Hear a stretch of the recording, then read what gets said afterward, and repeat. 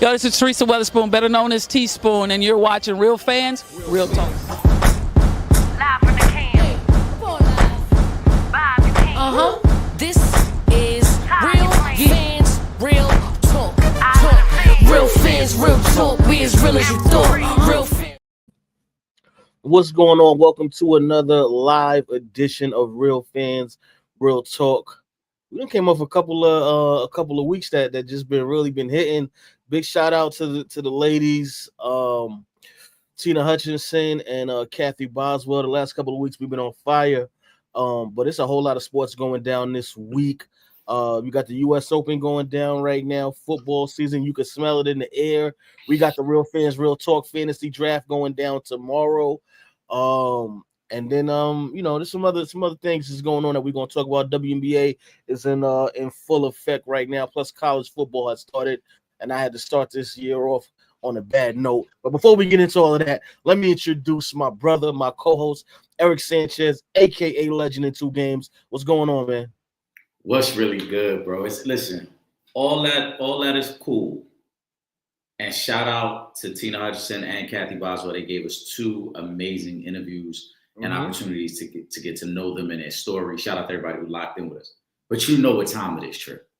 Yes. It's football season. I see you got the hat on. We got our draft. We got our draft tomorrow, and we are fully committed to winning some money on these games. Yes, we are. Yep.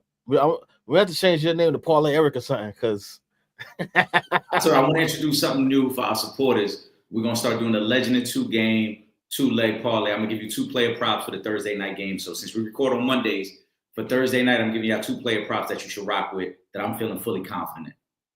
all right, cool. That's what I like to hear, because I know they're gonna be asking us anyway, especially once we start getting into the heat of the season. But you mentioned the parlay, Thursday night games.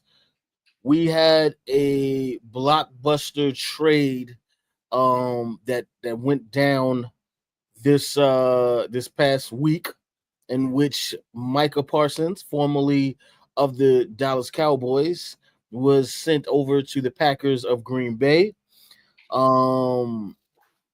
Eric, first of all, did you think that Dallas would trade their best player?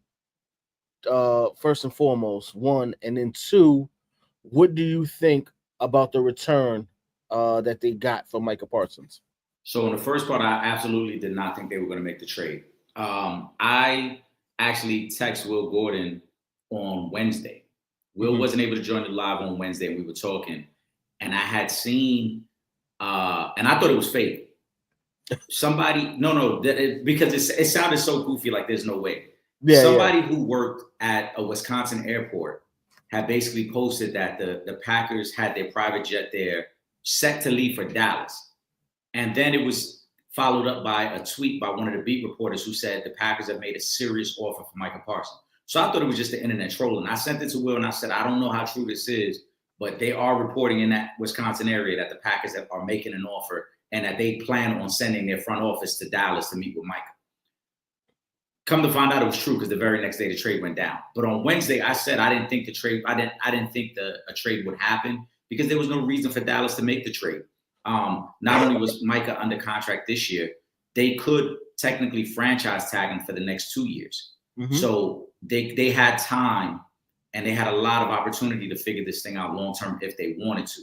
Yeah. When the trade went down, I was shocked. To the second part of your question, do I think they got enough? No, I think they could have got more back. I think if Jerry would have waited a little bit, they could have got more back. Now, from what I've heard, there was a second team that made an offer that's already come forward. They won't say who the team was, but there was a second team that made an offer. But Jerry, like what the Packers were offering more, I guess the other team didn't want to include that other first round pick, or maybe they weren't including someone like Kenny Clark in the deal. Yeah. So do I think they got enough? No. Micah Parsons, 26 years old. He's one of the elite pass rushers in the game. And again, you had the opportunity to keep him on your team for at least 2 more seasons beyond this season, just purely by franchise tagging him. And worst case scenario, I mean, Micah would have just had to forfeit money. Like, you know what I'm saying? It would have just had to go down like that.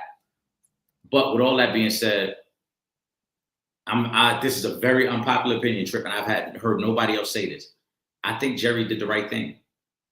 I think Jerry did the right thing in making the trade, and here's why.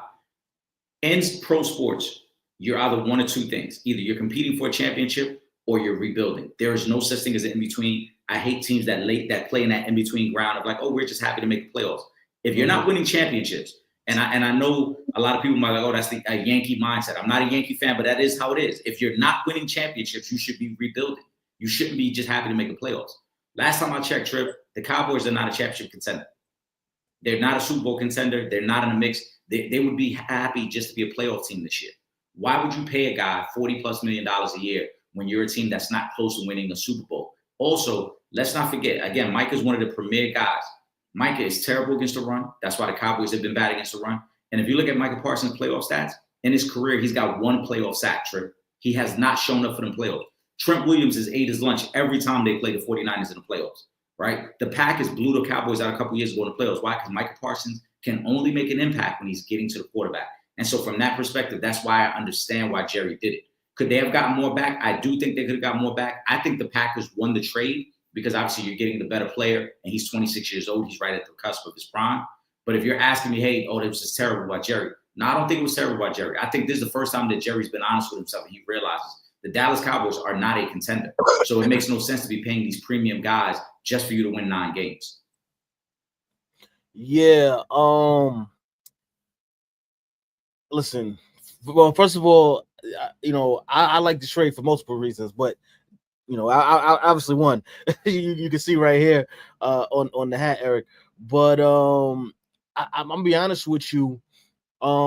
As much as Micah Parsons is one of the best defensive players in football, some people would argue he's the best defensive player in football. Well, regular season at least. I'll say regular season.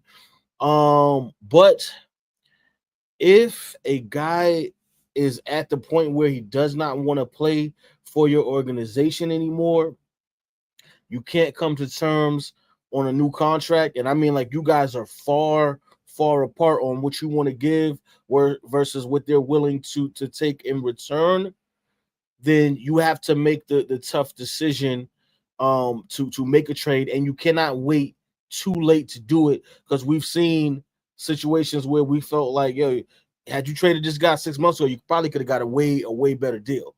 The longer you wait, the more leverage the other side has to take advantage of you in a situation.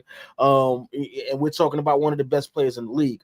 Now, when we bringing down the trade, I just want to just in case you guys don't know, obviously the Packers get Micah Parsons and the Cowboys get defensive tackle Kenny Clark, and they get the Packers 2026 first round draft pick, and you get their 2027 first round draft pick, right? It's football. This ain't like the NBA where if you draft late in the first round or you draft early in the first round, most likely you're going to get a good player drafted in the first round, period. Now, if you're talking about a 4th or 5th, then that's up in the air. But a first round pick in the NFL, you're going to get a good player with that pick. Now, keep in mind, you also have your pick now. So now you got 2 first round picks in this upcoming draft. Now, I don't know where the Cowboys finish this season. Again, it's the NFC East. Who the hell knows year by year what's going to happen? But if we're just basing off of what we've seen the last couple of years, they probably ain't going on a deep playoff run, right? So now you got a really good defensive tackle out of that deal. Plus, you got 2 first round draft picks, so you could possibly use one of those picks. Excuse me, you have 3 first round draft picks within the next 2 years, so you could possibly use one of those picks to draft a replacement for Dak Prescott. You can draft another big position player. You can trade up. There's so many things now that you can do with these 2 draft picks for a guy that didn't even want to be on your team in the first place. So I do like the trade for the Dallas Cowboys. Obviously, I like the trade for the Packers too, because you get arguably the best defensive player in football. Yes, he has to step up in the playoffs, but I think Jerry Jones did a good job on this one. I agree, because I think this is one of the things that if it wasn't Jerry Jones, people will have a different perspective on it. But because it's Jerry Jones, it's easy to clown. And so, right, you're going to take that approach. But this is my counter to it. One, I love that you mentioned the Giants, because I think the Giants should be a prime example of how you approach it if you're the Cowboys moving forward. And here's why. Look what the Giants have done in terms of getting defensive ends over the last 3 drafts, right? They drafted Kevon Thibodeau, then they traded for Brian Burns, and now they just got Abdul Carter. That should show you right then and there that you can get premium elite pass rushers through the draft. You don't have to spend $40+ million on Micah Parsons, no matter how great he is, because there's always some guy coming out of the draft that's really, really good on the defensive line. Look how the Eagles have built up their defensive line, right? You can find those guys in the draft for far cheaper in terms of value than paying 40.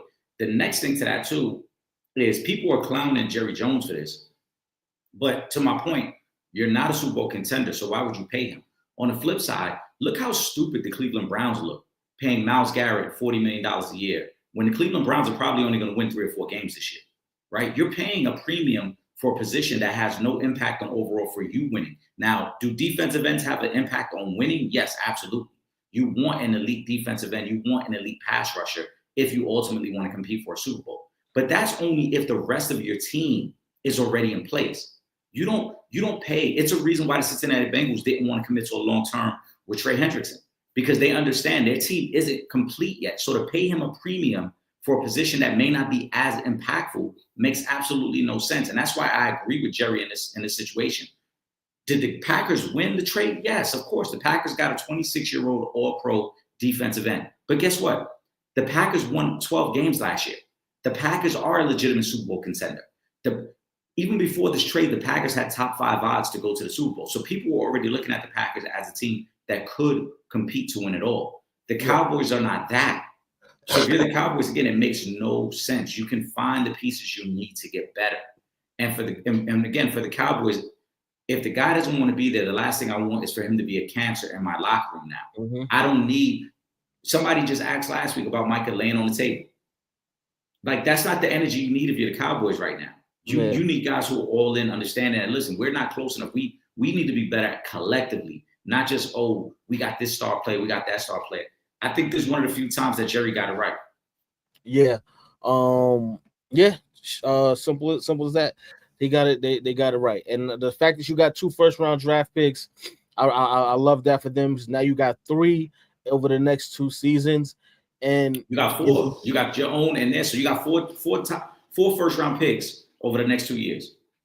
So, and then now you have a situation where, okay, Micah Parsons going to the Packers is probably better right now.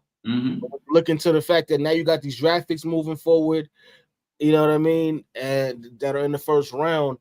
In a couple of years, this thing might be balanced out now. So we'll see how it goes. Shout out to G Suave. It says, could Dallas be better off without Parsons? Yes, they can be better off without Parsons. First and foremost, Eric, you mentioned it earlier. He has not shown up in the playoffs just yet. So from that standpoint alone, listen, I don't care how big of a superstar you are in the regular season if you cannot contribute once the playoff starts.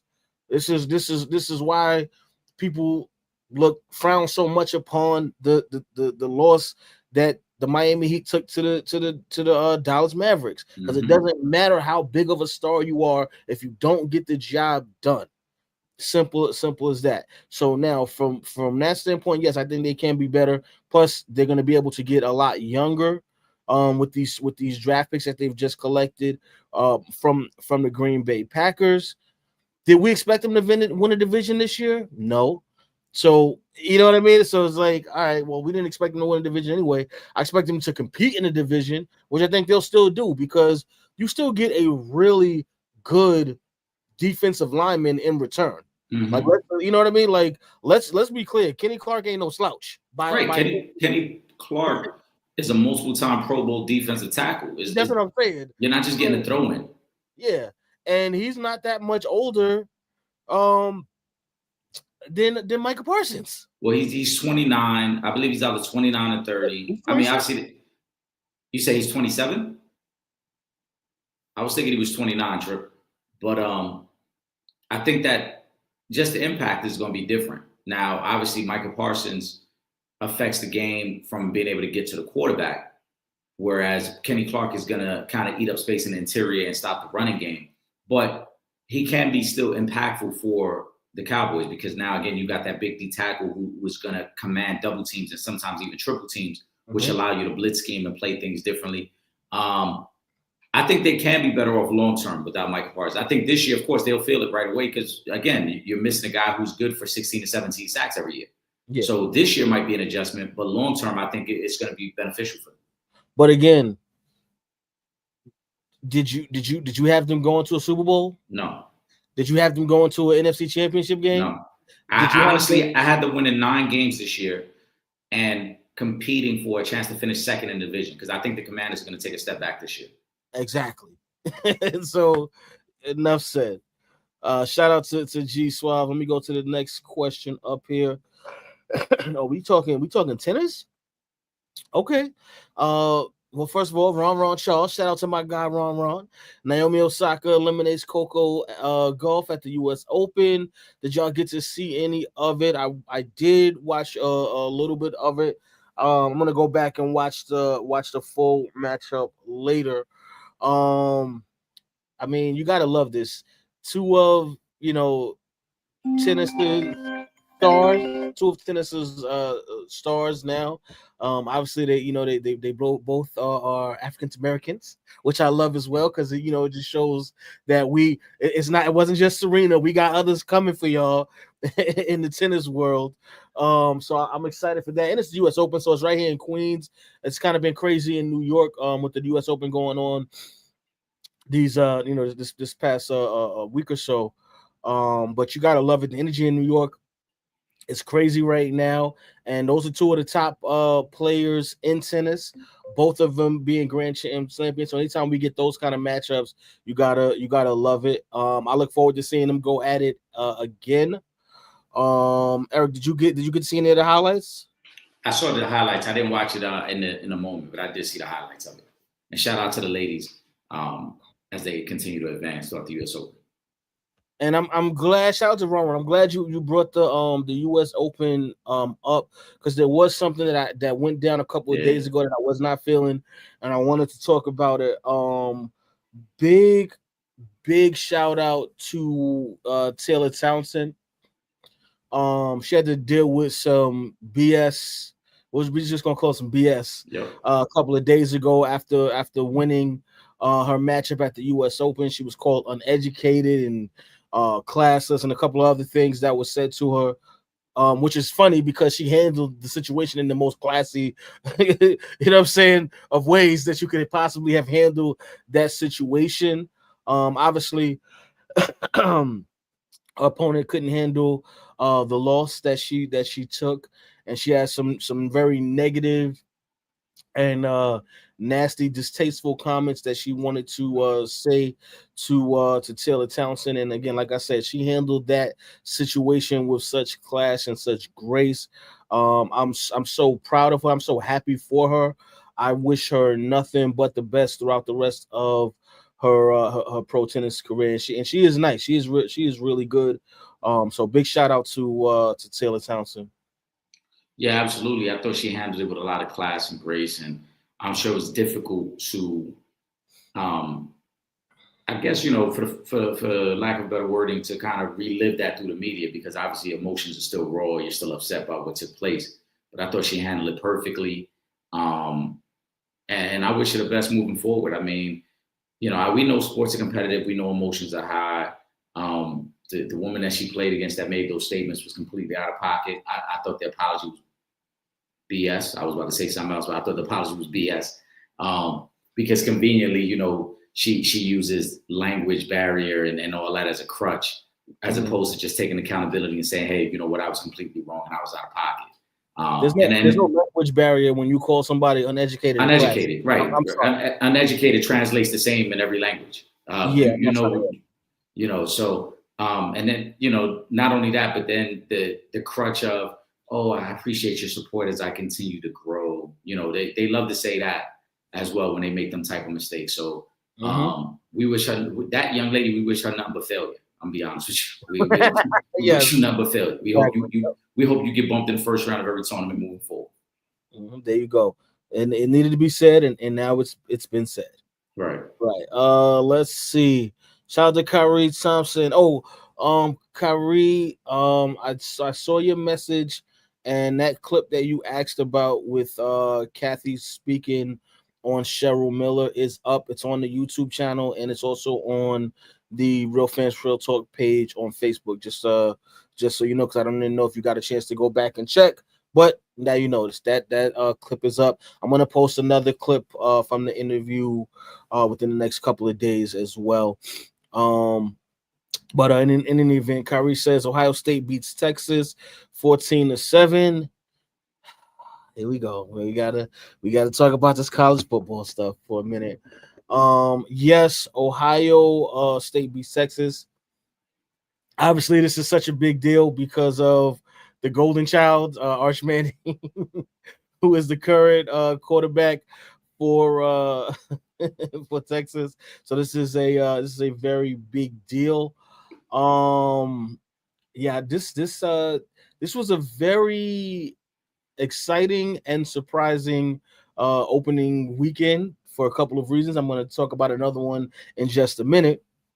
But yeah, I'd say upset when we're talking about a potential Heisman candidate here, someone who was projected to go number one in this coming NFL draft. That's a hell of a way to start this season off.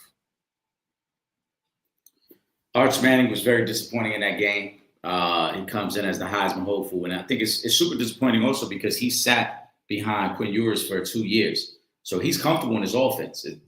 There's no excuse for the performance he had. It's not like he's a freshman and this is his first time in his offense. Yeah. He's had 2 years to prepare for this moment. And the first thing I thought about after the game is what Grandpa Archie Manning has said before the season when he said, Arch is probably going to stay there for both years. He's going to finish out college. Because they probably know too, like, you ain't really ready. It's a lot of hype right now. So you're not ready for prime time. You're not ready to be the guy just yet. So there's a lot of hype because of the name. Granted, it's a tough opponent to start the season again. Again, Ohio State is defending champs, and you're playing them in Ohio State, so it's not easy to go in there and win a game.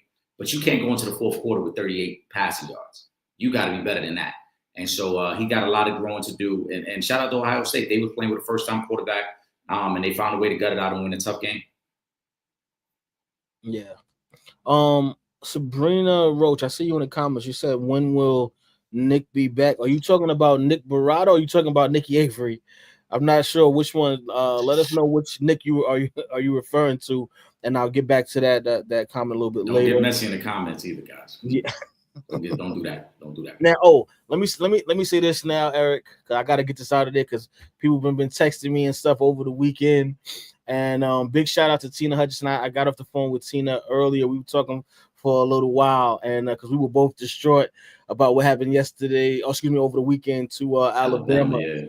And we had to uplift each other. So, big shout out to my sisters. Tina, we had to uplift each other in that moment because Alabama took that loss, and we were both, and she got the worst of it because she's actually down there in Alabama. She had to hear it even worse than I had to hear it up here in New York. One of our brethren, Sean Fontaine, is also a Florida State fan. Florida State fan, yeah. So it was just a lot of emotions going through this weekend, but we're gonna be all right. We're gonna be all right. I'm just gonna say that now, and I'm letting y'all know, fellas. Y'all better run the table from here on out because this don't even make no sense.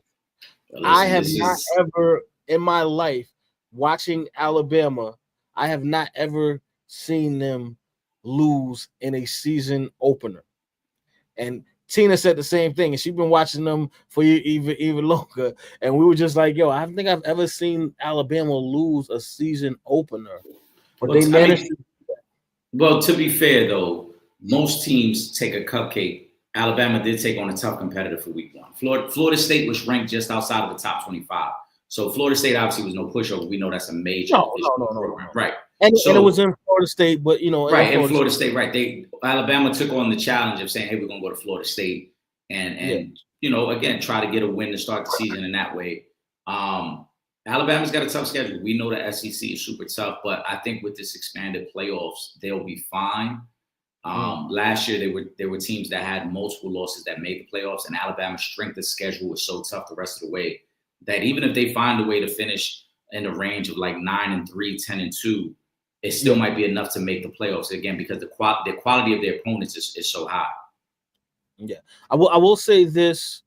Although I felt like Ty Simpson could have been more efficient in that game, and I think that will come with time with developing chemistry with your receivers because, again, and Eric, you know this, there's a difference between practice, training camp, and then actual game time speed. When you got defenses rushing at you and you play in the SEC and you're always, you know what I'm saying, for the most part, you're playing the top competition, it's a little bit different. So I do think, things will kind of balance out, but I was just completely disappointed with Alabama this weekend.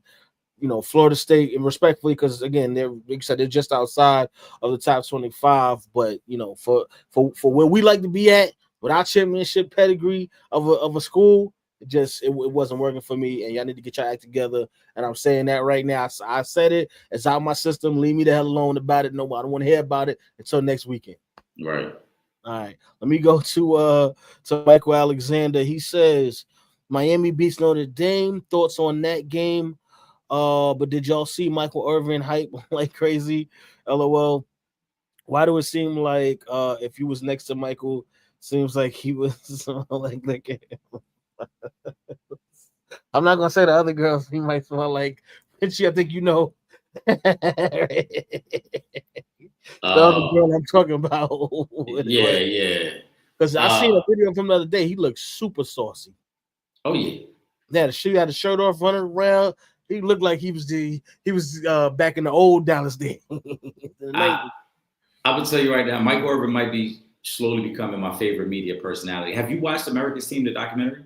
No, oh my God, so I haven't had a chance to watch it yet. I'm gonna watch it this week. Watch America's Team. Okay. It is a classic scene, right? Like, let's say, shout out to Sean Fontaine, our brother Sean. It's almost like the three of us being together, right? And somebody asks us about like a classic night we hung out, and two of us is playing the chill, like, oh yeah, it was cool. And then that one person's like, nigga, let me tell you what happened. That's Mike Irvin. Mike Irvin was taking way too much joy in telling old cowboy stories about the White House, about the cocaine, about the women. They had pictures of Michael Irvin with all these different women. They still have voicemails that he kept from women calling him. They had one voicemail where a girl's brother called him, threatening him, like, I know you're sleeping with my sister. So Michael Irvin is a true character. I would not be surprised if Michael Irvin had said, you know what, I'm back, baby. Listen, it is what it is. I'm back. The game started yesterday, Trip, at around 8. By the time the official kicked, it was like 8:15, after the festivities and all that. Michael Irvin was already sweaty at 7:45 when they showed him on the sidelines. Now, I don't know what the other girl. I don't know what he was sweaty from because he wasn't working out or playing. He was in regular clothes chilling, but he had already worked up a sweat on the sideline. I think he was 2 bumps in when the camera panned to him. And then they got the clip. I don't know if you saw it after the game when he's in the tunnel with the players. And I think he had 2 or 3 more bumps by that point. Michael Irvin was in full 90s mode yesterday, reliving the glory days. I would have to agree with you on Shout out to Michael. We got to get Michael Irvin on the show. Shout out to Michael Irvin. I would love to have Michael Irvin on the program with us. Michael Irvin, whenever you're ready, we would love to have you, brother. Let me see. Let me go to, okay. Let me answer the question anyway too. Congratulations to Miami, because that was actually a big win for them, knocking Notre Dame off in the opener. That's a big matchup, with Notre Dame being ranked 6th. Miami, obviously, they have the other quarterback who is projected to be one of the top quarterbacks drafted this year, Carson Beck. Mm-hmm. Pretty good game. Didn't turn the football over. Looked pretty good out there.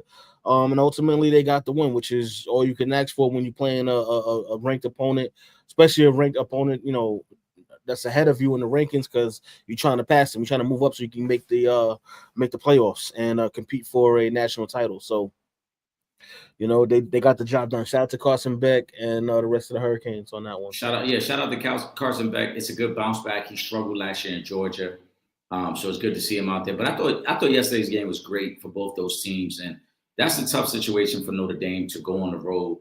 Remember Miami last year at one point was like 9-0, 10-0. They returned a lot of the guys. Granted, they don't have Cam Ward anymore, but they returned a lot of that team from last year that had won the ACC. Actually, sorry, they didn't get a chance to play for the ACC because they had that loss to Syracuse late. For Notre Dame, you got a first-time quarterback because Riley Leonard was their quarterback last year. And I thought they fought hard. They came back in that game, and they just needed a defensive stop to try to win it. But overall, both those teams looked really good, and I think both those teams will be in the mix to make the playoffs. Yeah, because it was actually a very, very close game. So 3 points. 27-24 was the final on that. I believe when Miami kicked that last field goal, it was like a little under 3 minutes ago, and then like I said, they were able to get the stop. Shout out to Ron. He says Doris Burke has been taken off the NBA Finals. I wonder why isn't she a legend? She definitely is a legend. I don't know why. But I like Doris Burke, so Ron got it. Ron, you got to use a comma there because you threw up my man Trip. I think he meant to say, "I wonder why, comma, isn't she a legend?" I think that's what he asking. If she's a legend. No, I think Doris Burke is a media. No, that's what I'm saying. I think Ron. Shout out to Ron. I think he meant to put a comma there where it says, "I wonder why, comma, isn't she a legend?" Oh, like why is she off the broadcast? Okay, yeah. I don't know, but again, I mean, listen, Shaq, Ernie, and Chuck ain't on the air no more either. So who knows? Maybe they couldn't afford Doris Burke no more. Who knows? I can't say I haven't been told anything. I will miss Doris Burke because I think she's super dope. I like her commentary. I like her being on 2K. So it is what it is. Doris Burke is another one that can come join us whenever she's ready. Absolutely. Doris is truly a legend. I think she was put in a tough spot last year because everybody was so used to the Mike Breen, Jeff Van Gundy, Mark Jackson team. Mm-hmm. So Doris Burke was a change up from that. You know what I'm saying? And I think that was a tough spot for her and Richard Jefferson to kind of fill in for two legends in their own right. But Doris is going to be just fine. And also, I think ESPN and ABC as a whole are shaking things up because remember, there's a lot of new NBA talent that's going to that broadcast. That TNT crew is going to kind of have their own segment as well. So I think they're trying to shuffle some things up and see if they can find the right combination. From what I heard, Tim Legler is supposed to be joining that broadcast now. Let me go to this one here. Excuse me. Ron says, did you all see what Ray Lewis comments about Shannon Sharp? Yes, I have. I think the biggest soundbite was the you've become popular because you're talking about ignorance statement. I didn't like it, because I feel like it's always some BS where we got to be pit against each other to say something negative about one another. And these two guys are former teammates. They won a Super Bowl together. From what I've heard, they're supposed to be friends. And you know what I mean? So I didn't like this from Ray Lewis. And again, Eric, Ray Lewis was, my favorite player. Yeah. That's big Baltimore right there. But this is now the second time where post-football Ray Lewis has done something that disappointed me. The first time was during the whole the protest, the Colin Kaepernick protest, when he had kneeled down, but then later on said, I kneeled down on because I was praying, not because I was kneeling in solidarity. And I wasn't feeling that, that really was like, yo, come on, Ray, and then now this was like, again, like, why are you talking down? Now, if you have an issue with the show itself, like you just think it wasn't good, but you just like, you got just nothing negative. It's all negative. I wasn't really feeling it from Ray Lewis. So yeah, I agree. And it's ironic you mentioned it too, because I believe it was either yesterday or today is the anniversary of the first time Colin Kaepernick took a knee during the game. But the reason I was really disappointed is Ray Lewis, as a man, as somebody who has a relationship with Shannon Sharp, you could have got on the phone and said some things if that's how you felt. Now, I get it. You're in the podcast space. You get asked a question, you answer it. But there's also a point where we as men, you can't be baited into the gossip, because look what happened. It turned into, that podcast host did that on purpose. It turned into clickbait. Of course. And so you could easily just said, "Oh, I'm happy for him. He's doing well." Yeah, I'm happy. I'm happy for him. I'm happy he was able to find this second career, you know. And I think it's unfortunate to slander Shannon in that way, because it makes it almost seem like Shannon's only in this space because of the gossip.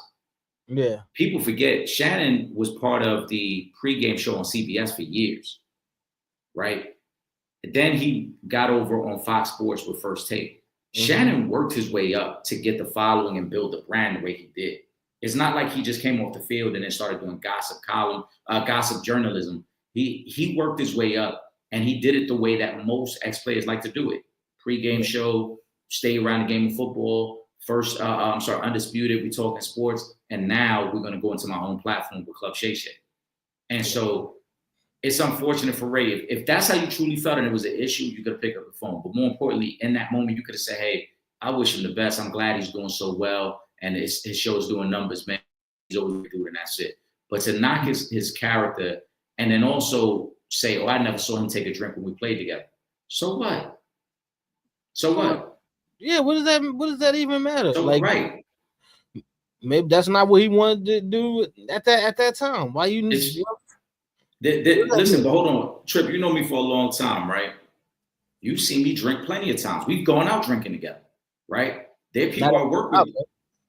Right. I was about to say, there's people I work with that don't know I drink, though. Yeah. Like, that's why it's corny.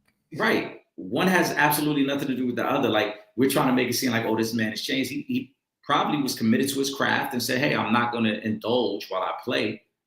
But in the off season, or now that I'm away from the game, cool. I'm a drink and I have my own liquor brand." And there was a hint, and I hate to say this, but it was a hint of jealousy from Ray Lewis in those comments.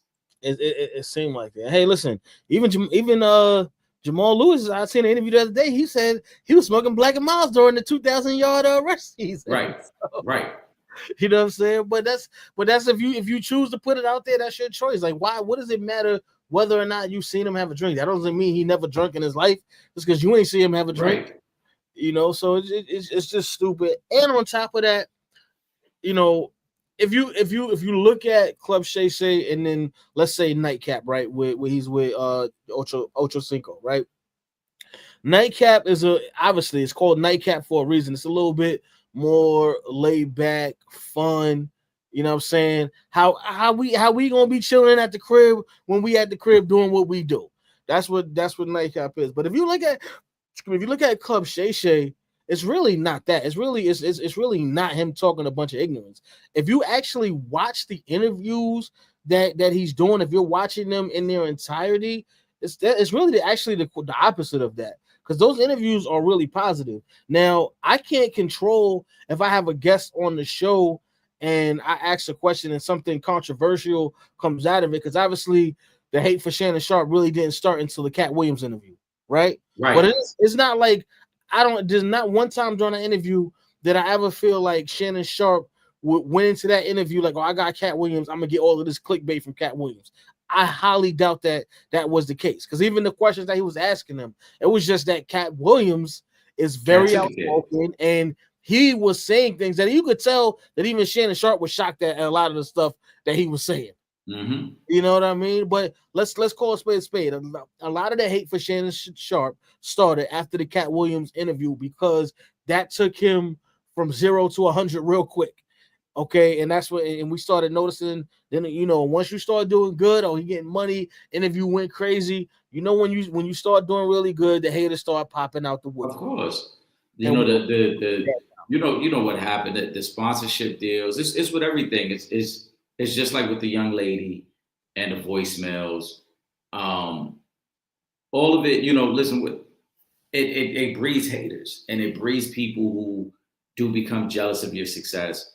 And that's not to say that maybe Ray might have felt that way beforehand. Maybe he felt ahead of time, "Hey, you know, I don't know this version of Shannon," but you still don't say that in an interview with what I believe to be a stranger. You're allowing somebody who doesn't know your relationship with Shannon Sharp to bait you into saying something about that man. Mm-hmm. You know what I'm saying? If me and you have a disagreement behind the scenes, me and you may not be seeing eye to eye. I'm never going to articulate that around somebody who's not part of our circle. Yeah. If it's somebody that's part of our circle, that's different. But if it's somebody who's not a part of our circle, I'm not going to articulate that because that person's not going to understand. It's going, like I said, he allowed that man to lead him down that line of questioning. And then he continued to go. And again, you know, the things he's doing. And then he even hinted at, I feel like he's drinking to deal with something that happened in his past. What are you talking about, Ray? What? Yeah, if you listen to the whole clip, because when he said that, I'm like, why would you even say that? Because now you're insinuating that something happened in Shannon's life that you know about, but without outwardly saying this is what happened. Oh, he's dealing with something from his past. What's he dealing with then, Ray? Yeah. And if you're that friend that knows, then why aren't you calling that man on the phone and like, yo, everything good? Like, I noticed your lifestyle and changed a little bit. Everything good? Why you come on and go on a media platform, do an interview and talk about it? Right. If that's the case, if you genuinely felt like maybe he needs help, then wouldn't the best way to do that be to reach out to that man in private, not go on an interview and just start dropping bombs like that? Right. It doesn't make sense to me. And again, this Ray Lewis is somebody that I got a lot of love for. This Ray Lewis was my favorite player. You know what I'm saying? And it still is. That hasn't changed because I can separate, you know, that from that. Right, the player. Yeah. I was just disappointed though in Ray, man. Behind that, I didn't like that at all. I just want to go back really quick because Scoop Pat posted this. He said, "Remember, Doris Burke was critical of SGA getting calls. Remember that? I mean, she wasn't only. A lot of people was critical of that. So I don't know if that would be a reason. And I don't know if Shea has power like that to get Doris Burke removed from covering the fight that he might not even be in next year. So yeah, I don't think that had anything to do with it. Doris Burke wasn't the only one that was critical of that, but that's no different than, I mean, I remember Jeff Van Gundy being critical of James Harden when James Harden used to get all the calls. Exactly. You know, Mark Jackson has been critical of plays. I don't think that has anything. One has nothing to do with the other. ESPN is a business and a brand. If they notice that there was some sort of slippage with the viewers, or if they notice that people weren't too happy with Doris, they're going to make the change. And, you know, as we mentioned, there's a lot of new talent that's going to be around NBA broadcast this year because with that TNT show going off the air on TNT, and now it's transitioning over and ESPN kind of owning all the rights. There's so much talent that they're trying to figure out the right combination of who's supposed to be with who and what teams work the best. So this isn't the only person I think that's going to kind of be reshuffled. I think there's going to be other people that's going to be reshuffled as well. Yeah. Michael Alexander says, must win for Belichick. Who y'all got in the game tonight? Hold on. Who's playing tonight? North Carolina and TCU. Is that on TV? Yeah, that's on ESPN, and I believe that's the 8:00 game. Oh yes, that's right. Okay, yeah. That's going on ESPN. I don't. It wouldn't be a must win for Belichick. Like, first of all, he just got there, and relax with these must wins. Yeah, it's not like, you know, he went to Georgia or Alabama or, you know, one of the top schools. Like, and on top of that, then this kid just went to North Carolina, just got the Giants drafted. Then what's his name? Jackson Dart, wasn't he their quarterback? Nah, Jackson Dart was at Ole Miss. Ole Miss. Ole Miss. All right. Who's their quarterback? Right, I gotta look into it. But no, there wouldn't be no pressure to win. That's why this can't be a must win, because first of all, North Carolina is not a top 25 team. North Carolina is not even a football school. He's just hoping to change the things there. But yeah, the only way, I don't even understand why we calling a game one of the season a must win. Calling game one of the season a must win is crazy. Yeah, and like, it's Bill Belichick. Like, who, if anybody got grace, it's Bill Belichick. Well, you know the next comment is going to become if we're sitting here a few weeks from now and North Carolina is somewhere like 3-5, then it's going to be like, oh, how does this affect Bill Belichick's legacy? Like, that's going to be the next line of question. Bill Belichick is solidified in everything he does. It's not a must-win for Bill Belichick. This is a developmental job with North Carolina. He understood it when he took the job. It's going to take a few probably at least 2 seasons to get them where you want them to go, because you got to get the recruiting classes in, and it's going to take you a couple of recruiting classes to turn this thing around. This isn't like when Dion went to Colorado, and that's not throwing shade on Dion, but it's not the same because Dion was able to take Travis and Shedeur with him. Bill don't have nobody like that. He don't have no blue chippers down there in North Carolina. So it's going to take him a couple of recruiting classes to start turning this thing around. That's what I'm saying. And again, we are talking about, and then obviously it's a little, college and pros are different, but we're talking about the greatest football coach in NFL history with Bill Belichick. All right. Like, come on, man. He's not on the hot seat. Ain't no pressure tonight. It ain't no must-win game. If they win, great. If they lose, whatever. It doesn't matter. Bill Belichick has time. This is North Carolina. Nobody expects them to be in a championship game. Nobody expects them to go on a playoff run and start cooking like that. So no, it's not a must-win game. It's hey, we won. Yay! Thanks, Bill Belichick. Right. That's it. If North Carolina is bowl eligible, if they're 6-6, they'll be happy. So again, it ain't no must wins. This is more about building a culture and turning the program around. And like I said, then you hope in 2 years that you've recruited well enough to then put yourself in a mix. But if we being honest, I don't even think Bill Belichick want to be there, because if Bill Belichick get a call from the NFL next year, he's gonna be gone. I'm just gonna call it what it is. Cowboys might need a new coach by next season. So there you go.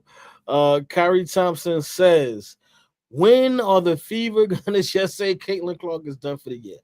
Well, Kyrie, we spoke about this a couple of weeks ago, and we gave you a date. We told you it was going to be exactly at the end of the season, and that's when they're going to announce that Caitlin Clark will not be back. They're not going to announce it beforehand because this is business, baby. They got to sell tickets. They got to put butts in the seats. And if I know Caitlin Clark is not there, as opposed to there's a chance she might be there, I'm going to still take a chance and buy that ticket. Now, once I know she's not going to be there, I'm not buying that ticket, especially if I'm solely buying this ticket to go watch Caitlin Clark play. Once I know she's out for the season, why the hell would I buy a ticket to go to this game? So, no, they're not going to say anything until the end of the season. So if they could drag it out and say, well, she may be back for the second round of the playoffs, they're going to try to do that. Okay? That's all they're going to do. We told you guys that a couple of weeks ago, and we said they're not going to come out and say that.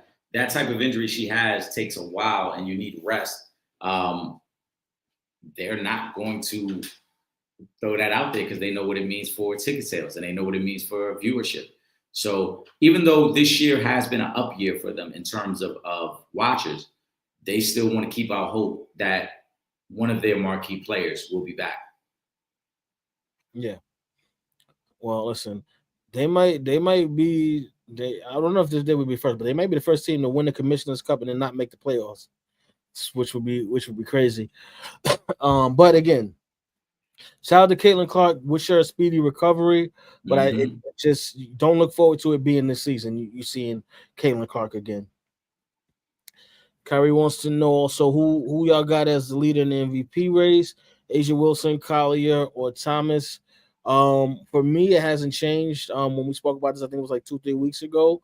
It was Asia Wilson then. It's going to be Asia Wilson now.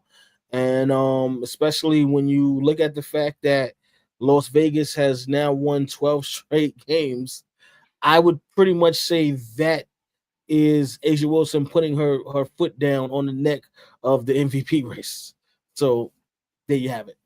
Yeah, it's tough. I think Collier's got to be in the lead right now. They got the best record. She's the best player on that team, having a great season. But Asia and the Vegas Aces are coming on strong, and Asia Wilson is closing that gap. Yeah, I agree. You got to love what she's doing.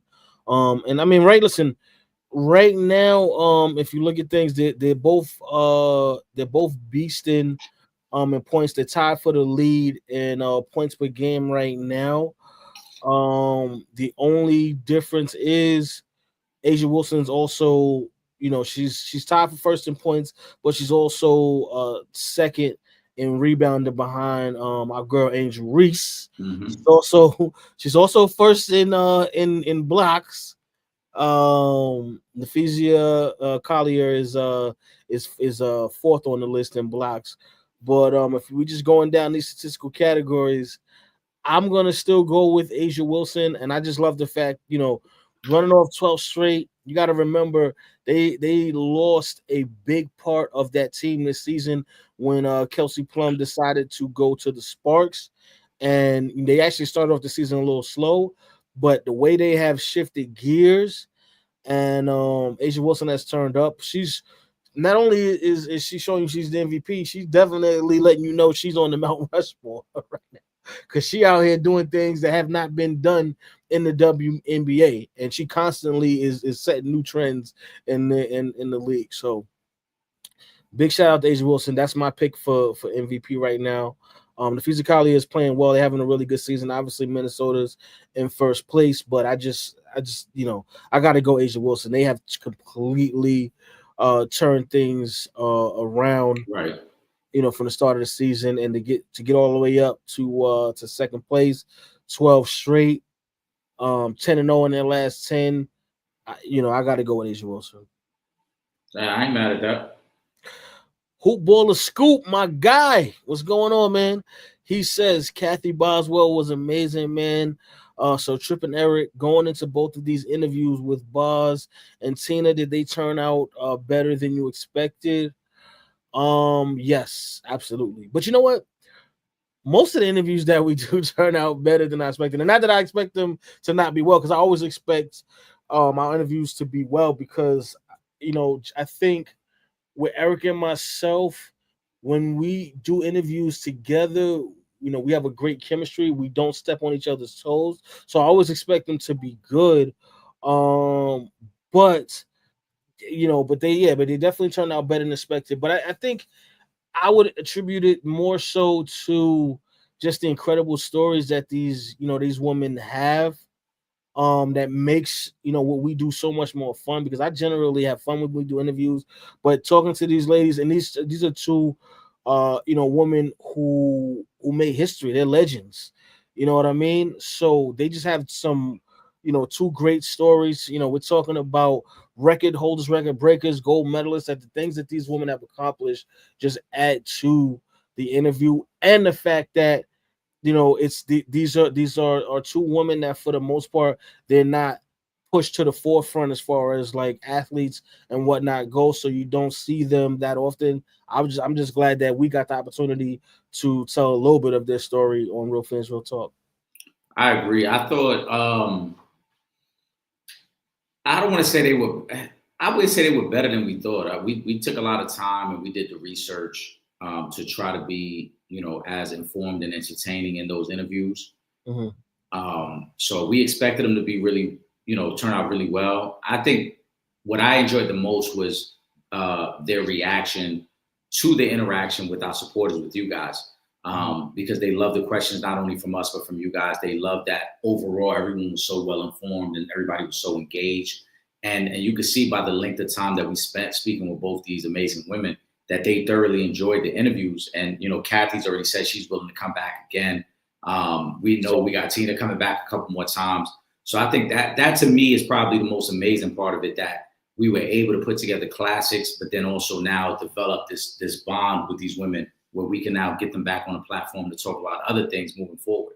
Yeah. Well, and one other thing too, shout out to Imani, because when Imani had sent a song for Tina, Mm-hmm. and Tina actually had hit me back, and she was like, she really loved this song. She was, she needed that, and It was the Whitney Houston joint, right? Yeah, and she wanted to send love to Imani, and I think like things like that for me, and that's not even a part of the interview, but things like that for me just make the interview 1,000 times better. You know what I mean? Because where else are you gonna get that at? Where you got the guests and the supporters interacting to the point where now after the interview and they leave us, there's still that type of interaction. You gotta love that, man. Shout out to both of those ladies. I'm looking forward to having them both back. Yeah, so am I. Kyrie Thompson says Michael Porter Jr. has been on a podcast run as of late. He needs to chill out for a while. Yes, we kind of been saying that he needs to fall back a little bit because he's been talking crazy on these podcasts. You in New York now, bro. Focus on basketball and doing what you do because this town will chew you up and spit you out.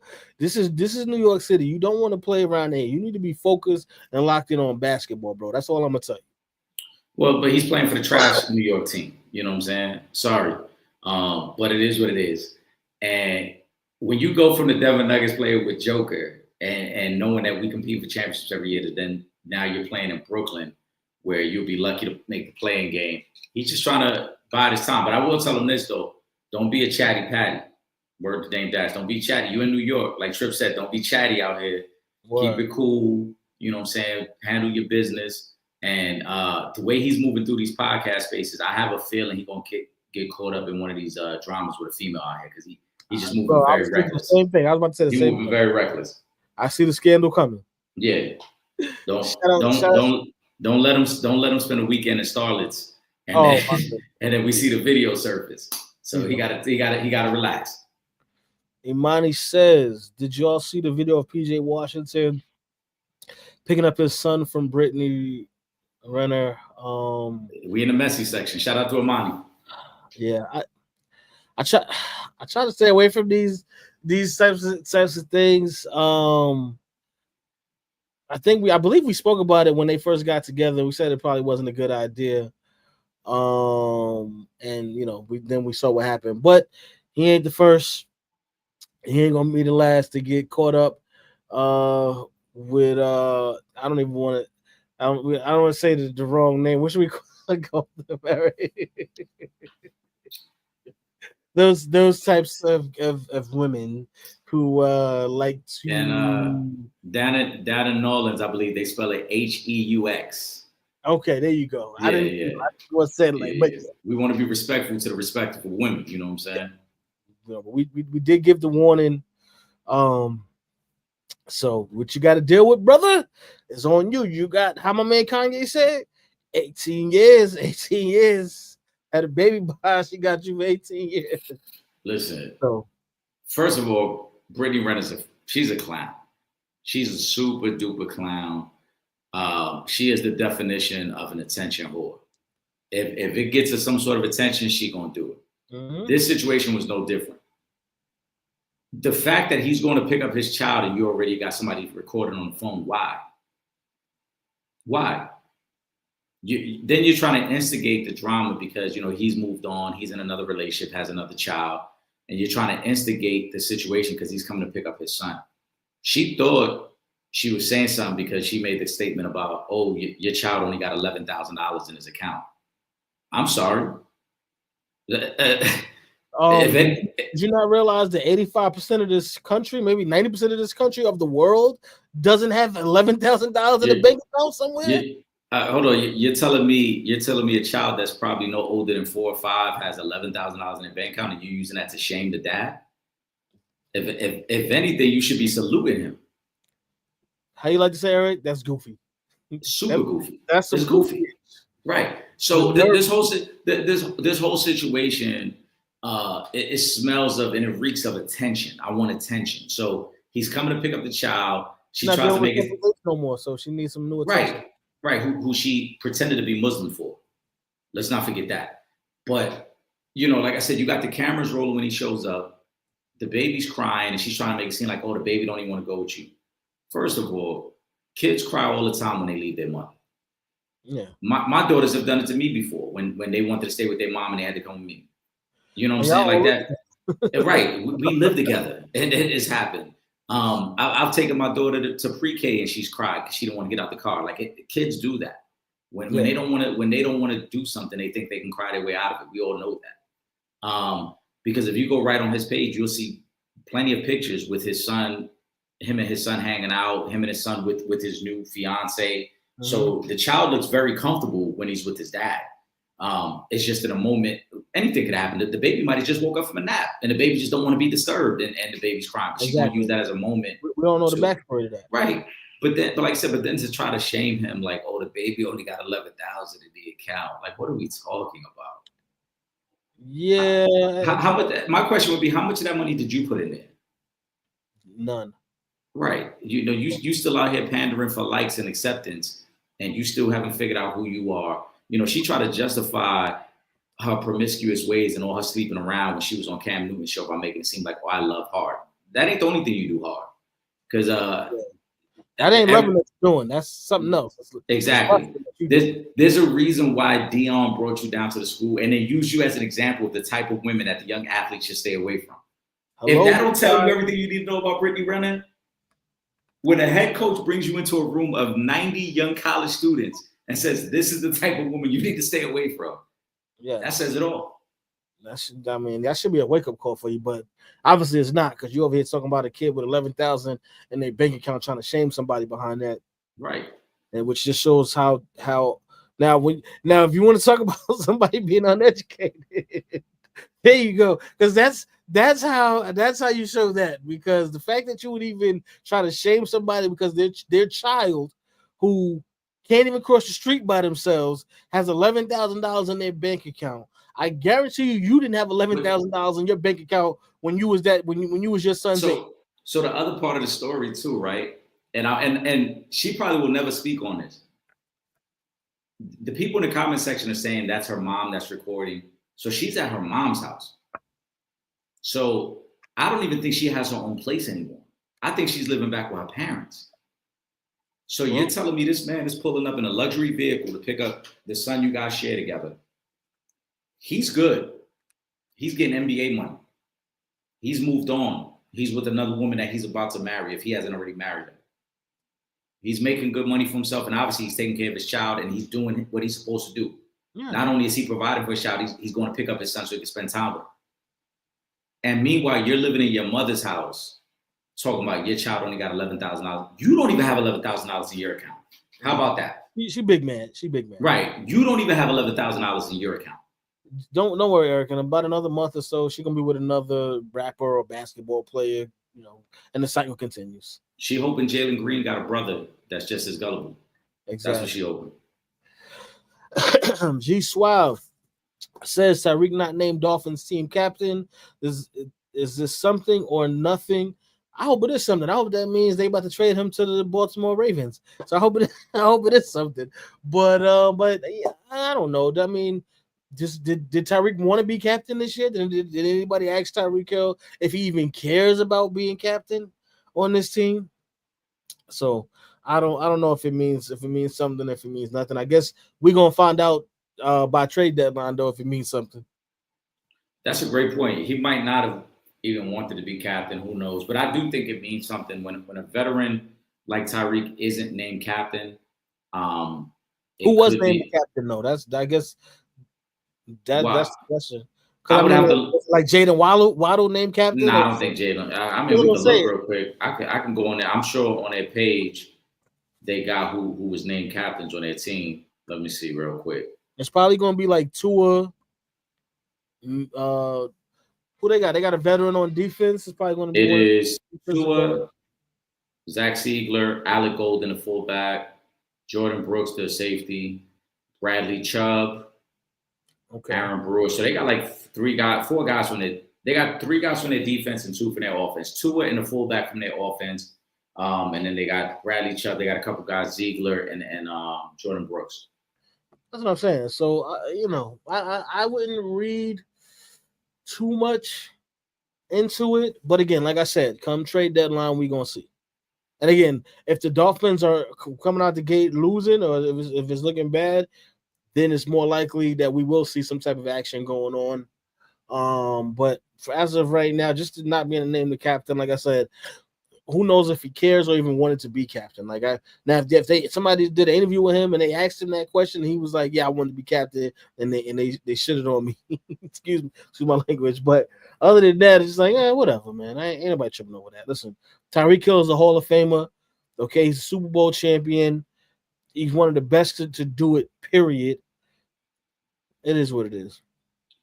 Like I said, I just think it signals that his time there is coming to an end. Remember when he first got there, he tried to take on a leadership role. He was trying to big up Tua, how great a quarterback he thought Tua could be. And now he's been very quiet with the media, especially after what he said at the end of last year, where it sounded like he wanted to be out of there.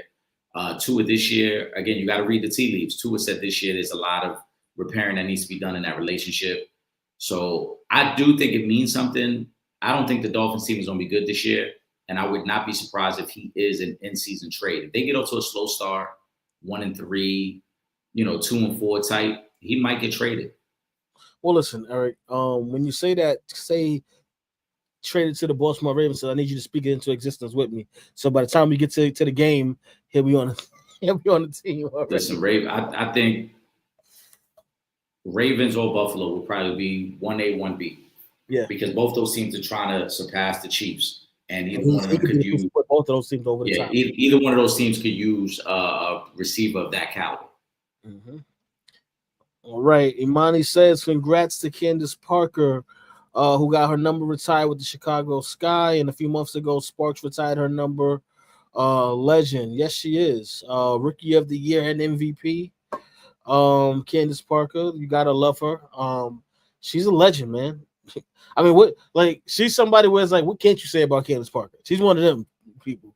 So much love to Candace Parker. Great basketball career. And I'm talking about, on up to, the pros and what she was able to accomplish in the WNBA. Super dope. You got to love Candace Parker. Yeah, a true legend and well-deserved. I mean, what she's given to the game, she deserves all her flowers. Yes, sir. Scoop Hoop says, Ty Lue said on Shannon Sharp's podcast that Michael Jordan in his prime could average 45 a game in today's NBA with these rules. And y'all say what to that?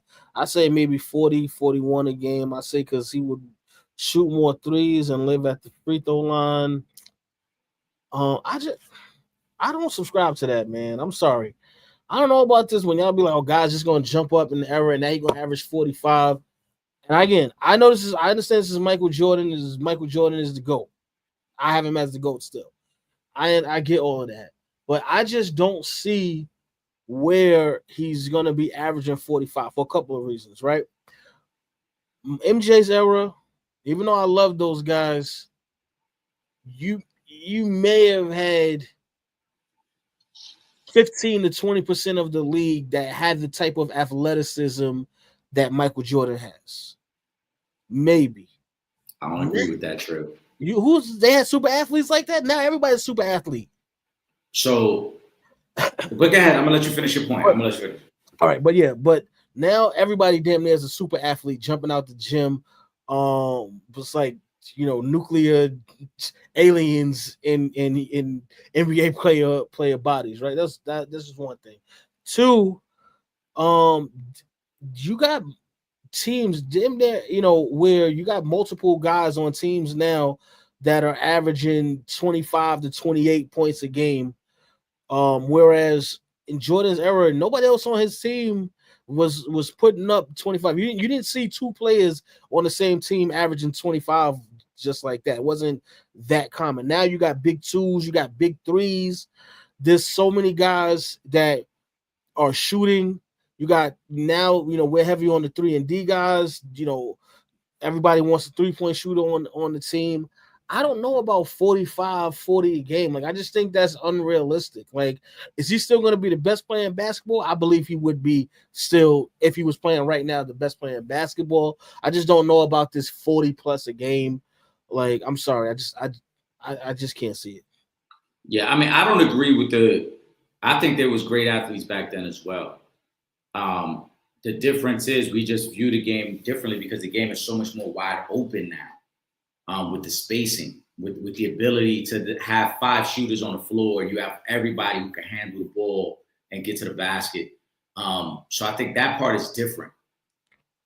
45 points is a lot of points. 45 points is a lot of points. Even if you live at the free throw line, you look at what Shea did this past year, you look at the best years of James Harden, you look at the best years of Kevin Durant, and I mentioned those 3 because really those have been the 3 best scorers over the last 15 years. Mm-hmm. Even none of those guys came close to 40 points. They all averaged, they all had seasons where they averaged 30 plus, 33, 34 points a game. Yeah. But to get to 40 is tough. I think 45, I don't agree with 45. I think 40 would be possible because one aspect of Michael Jordan as a player that I think gets overlooked a little bit is his durability. Michael Jordan played damn near every night.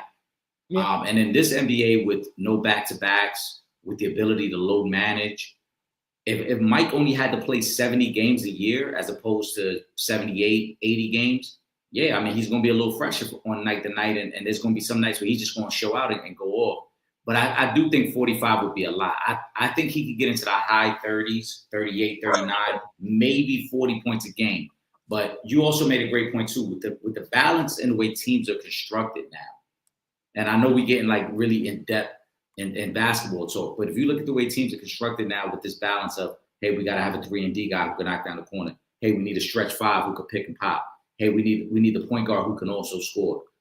All those things, they take away shots from Michael Jordan.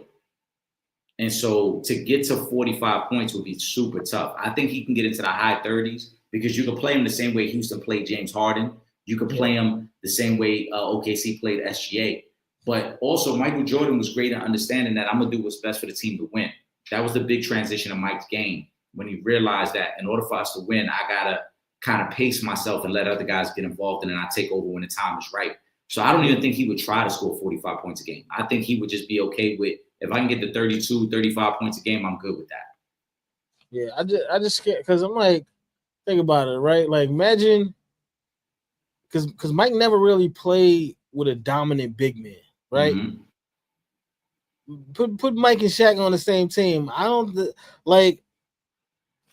I just can't see him with 44 averaging for a season, 40 to 45 points. I just think it's crazy, man, when you got all these other stars that's on the team that are scorers now. Like I agree. That's what are averaging 20 points a game, right, in the league. No, I agree because the game is so much more wide open now. Yeah. You know what I'm saying? Again, you look at, we talk about Michael Porter Jr. Michael Porter Jr. this year might average 28 a game with the Nets because he is their primary scorer. And that's not even to say he's that good. It's just the fact that there's no one else there. There's no one else there. And that's how skilled he is as a player, that he could, Michael Porter Jr., if he really wanted to, could roll out of bed and average 22 a night. Yes, I agree. It's the reason why we have said it. Right. We've said it. All of our supporters have said it. People watch the NBA. Why do you think everybody keeps saying, yo, when is Michael Porter Jr. going to take that next step? Because we all know he's a guy who could easily average 22 to 25 a night. And there's a dude who is the third best player and sometimes even the fourth best player on the Denver Nuggets. So that's where the game is at right now, that the scoring and the ability and how easy these guys make it look. It's tough to think Mike would come in and like, you're going to average that, because then it's like, all right, you're going to average that, but then who's going to sacrifice shots for you? Because somebody got to give up shots for you to get shots. Somebody's got to be willing to say, hey, I only want to shoot 6 times tonight as opposed to 12 times. And we in a different era. These cats want to score.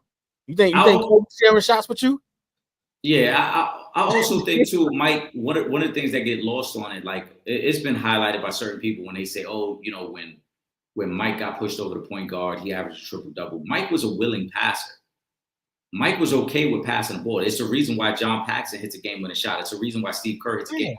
Mike was willing to do that as well. So if you put Mike in a situation where he was out there with another great scorer, I think Mike wouldn't even care about scoring 30.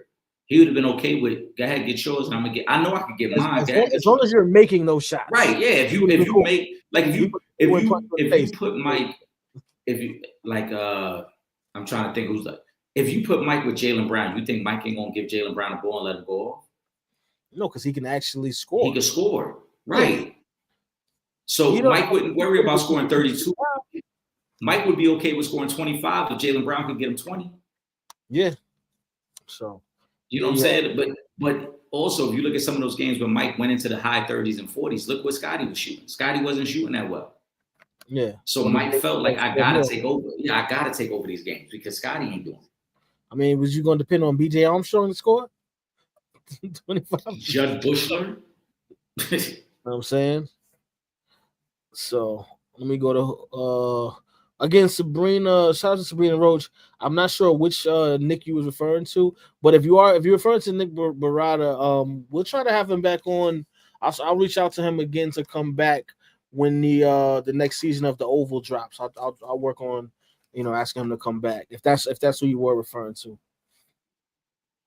All right. Hoop Baller Scoop says CBS did top 25 over the last century in this order: Braun, Curry, Duncan, Jokic, Shaq, Kobe, Giannis, Durant, KG, Dirk, Wade, Chris Paul, Kawhi, Steve Nash, Luka, Jason Kidd, Dwight, AD, Iverson, T-Mac, Dame, Tatum, SGA, Westbrook, and no Kyrie on the list. I have a few issues here.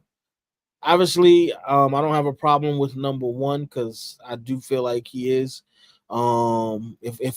If he's arguably, you know what I'm saying, if there's a lot of people just arguing for him to be the GOAT, then obviously he would have to be the best on this list because you're not putting him no lower than 2 on the list. And I mean, I'm talking about all time, not this list. But on this list, yeah, he's gonna be number 1.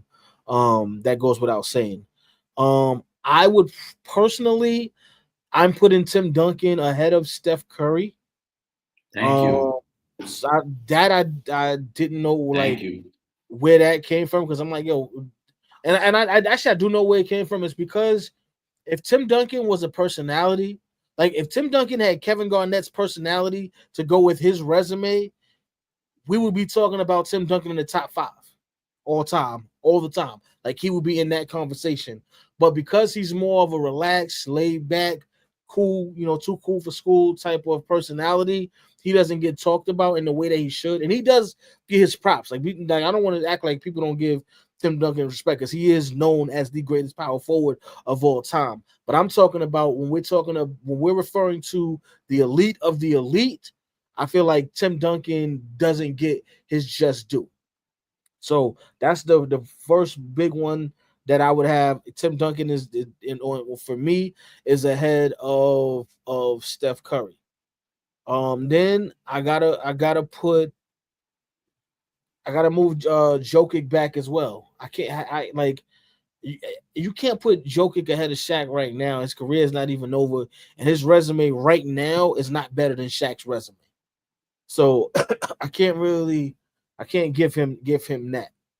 And again, during Shaq's time, Shaq was the best big man. Like during his prime, Shaq was the best big man, clear, no debating. I sit and watch Jokic get his ass bust by Joel Embiid every time Denver plays the Philadelphia 76ers. I ain't ever seen nobody during Shaq's prime. Wasn't nobody doing that with Shaq like that. Whenever they play and B get the best of Jokic, I'm sorry, you know what I'm saying. Shaq, we're not even gonna play that game with Shaq. So Jokic, he got to move back on the list. I'm fine with Kobe being where he's at. I would put Giannis ahead of Durant, Dirk, Wade, Paul, Kawhi. With KG, I would probably have them right now neck and neck, but because Giannis is so much younger in his career and they pretty much have similar resumes at this point, I'll give Giannis the edge over Kevin Garnett. Luka doesn't have the resume right now to be ahead of some guys yet, so I don't think I would have Luka that high.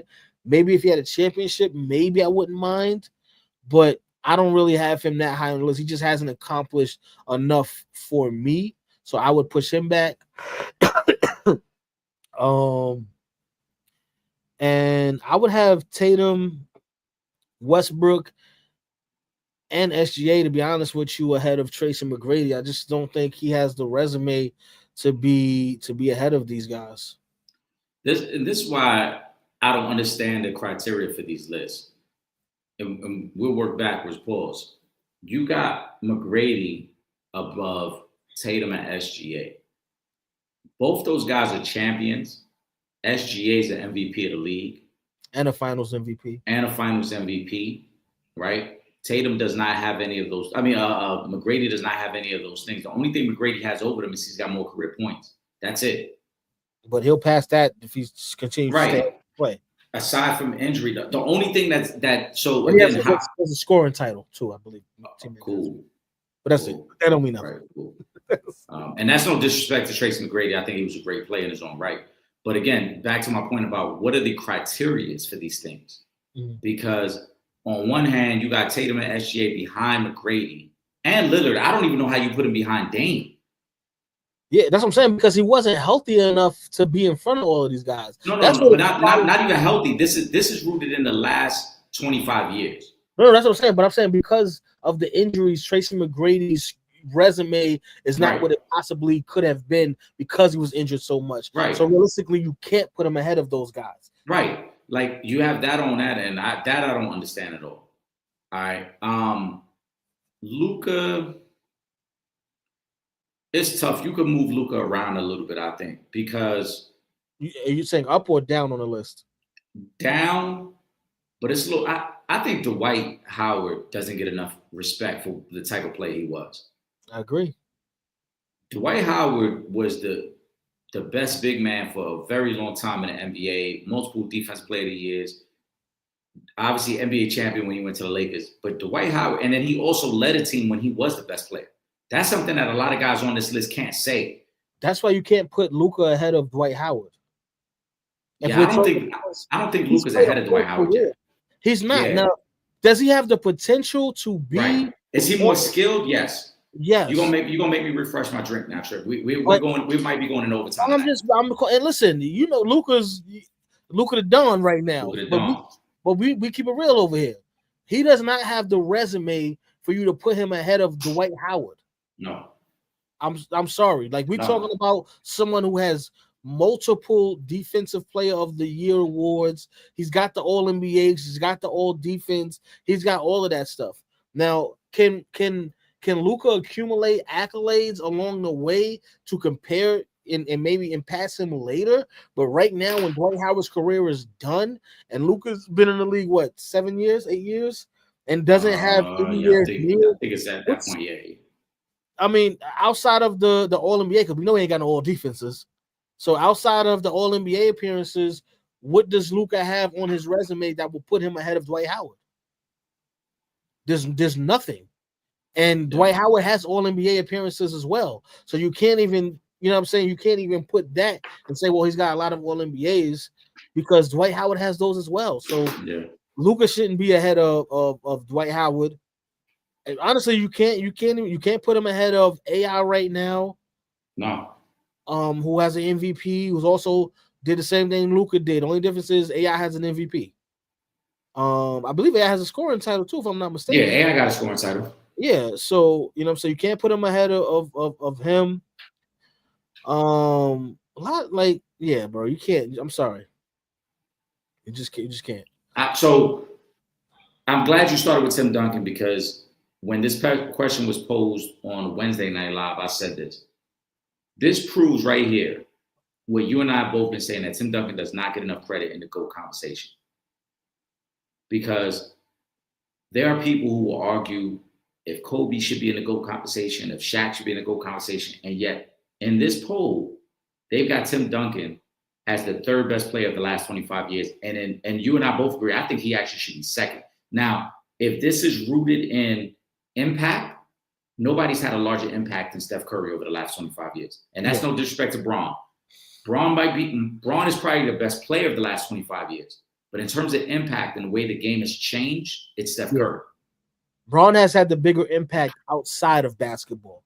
Right. In basketball, Steph has changed the game. Correct. Steph has changed the game completely. So, but if we're just saying who were the best 25 players, I not only think Tim Duncan is number 2, this solidifies what we've said for quite some time, that Tim Duncan needs to be in the GOAT conversation. Tim Duncan is, without a doubt, the best power forward the game has ever seen.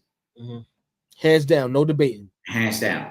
And this is why I also debate when people say, oh, Kobe should be placed higher on the list. And I always say, no, I don't agree with that. And I love Kobe. But it wasn't even the Kobe era. Tim Duncan was the best player of that era. That's why I say it's about the personality. Right. Because he doesn't have that loud, boisterous, outspoken personality. Correct. Kobe's style of play and Kobe's following gave it a perception that Kobe was the best player of that era. But go look back. Tim Duncan, from pretty much day one that Tim Duncan stepped in the league, the San Antonio Spurs were a title contender damn near every year with Tim They Duncan. came in about, I think, one year apart or something like that. No. So Kobe came in '96. Tim Duncan came in '98, right? Right before the strike. 2 years apart. Yeah, 2 years. Yeah, 2 years. So they pretty much, are right. they're in the same era of basketball. Well, without a doubt, because they both were in the league 20 years. Yeah. You know what I'm saying? Like it's there. But Tim Duncan also, I wonder what Tim Duncan's legacy would look like if they didn't lose that series to Miami. If Ray Allen doesn't hit that shot, and Tim Duncan and the Spurs beat Miami Heat that year, and then remember the next year they came back and won again, we talking that Tim Duncan that almost damn near flawless resume. And now that puts him in the Jordan category because now you're talking about 6 championships and as opposed to 5. Because remember, before the Kobe Shaq dynasty, the Spurs had already won a championship. When Kobe Shaq went 3 in a row, go look back. Look at the team that beat them in the playoffs. It was the Spurs. It was Tim Duncan and the Spurs. They ended the dynasty. People love to talk about Detroit beating them in the finals, but the Spurs had already beat them the year before to end the dynasty. Yeah. Spurs, they beat one of the greatest defense of all time in the Detroit Pistons. They beat them in the finals. They beat LeBron twice in the finals. One time, obviously, it's the Cleveland series when Cleveland is too young. But the other time is the Heat, who were the 2-time champs. So Tim Duncan deserves a lot more credit. With that being said, Giannis to me is too high. Durant is too high. I said this on Wednesday's live. We're not putting enough respect on Dirk Nowitzki. Dirk was one of the top 5 players during his era. If you look at everybody on this list, Trip, we can go down the line of everybody on this list and name all the great players they played with. Who's Dirk's best teammate? Jason Terry? No, I probably would say Steve Nash. He had Steve Nash early before Steve Nash went to Phoenix. Remember, Steve Nash didn't become MVP until he went to Phoenix, so he had him early. Say who's the best player. Right. But his best 2 teammates, and according to this list, he had Nash very early before Nash was an MVP, and he had Jason Kidd when Jason Kidd was old already. Because the Jason Kidd he got was not the Jason Kidd that was in New Jersey leading them to the finals. He was an older version of that. Yeah. So really, during his time playing, the best teammate he had was Jason Terry, who at best was a 6-man. You look at all these other guys, and this is not to slight anybody else. All these other guys, maybe AI is the other exception because AI never played with another great teammate. Mutombo was a great defensive player, but Mutombo wasn't the guy who was a great secondary player. No, you could argue though for Giannis as well because Giannis don't have any great teammates now. I would say he has good teammates. Right. Even still, I would take Middleton and Holiday over anything that Dirk had. Over Tyson Chandler and Jason Kidd that year? Yeah, because Tyson Chandler at that point, Tyson Chandler was on his 3rd team. Tyson Chandler wasn't he won defense player of the year the next year. Year after that, though. After that, correct. But when he got to Dallas, he was an afterthought. He was a guy who kind of he hasn't really lived up to the hype of where he was drafted. Great athlete. Chicago didn't work out, but yeah. So to me, I think Dirk should be. I would put Dirk ahead of Durant and Giannis. I would say move KG up, move Dirk up. Those guys got to slide back a little bit. I'm okay with moving them up, but only because Giannis hasn't finished his career yet. Correct. Once he finishes his career, I don't think it will be too much of a debate with him and Dirk because he's an elite 2-way player and Dirk is not. That defensive player of the year award, all defenses, I believe, would put him ahead of Dirk. Offensively, they've accomplished a lot of the same things. They both have 1 MVP. They both have a finals MVP. So I'm okay with that. But just him being an elite defensive player, that's why I would say I think it's closer with him and Kevin Garnett because Kevin Garnett was an elite 2-way player as well. Giannis just doesn't have the time right now in his career. And that's fair. that becomes a tough part of this debate as well. That some of these guys still have more to add on to their resume. Yeah. But there's certain guys, like I said, even with Steph, because who knows? Maybe if Steph wins another championship, who knows? And he could win another championship. Right. If Steph adds another championship, obviously SGA, because he has so much future ahead of him. So young. Yeah, same thing with Tatum. We know he's gonna miss this year, but once he's healthy, depending on the type of play he comes back to be, it's gonna change. 30 yet. Hoop Baller School. He says no Kyrie. I don't know who you would take off this list for Kyrie, to be honest. Maybe Westbrook. But you can't. You cannot. That's why I said maybe. As much hate as Westbrook get, he's got to be on this list. We're talking about the man averaged a triple-double for 4 seasons, has an MVP. 4 seasons MVP. Then help take a team to the finals.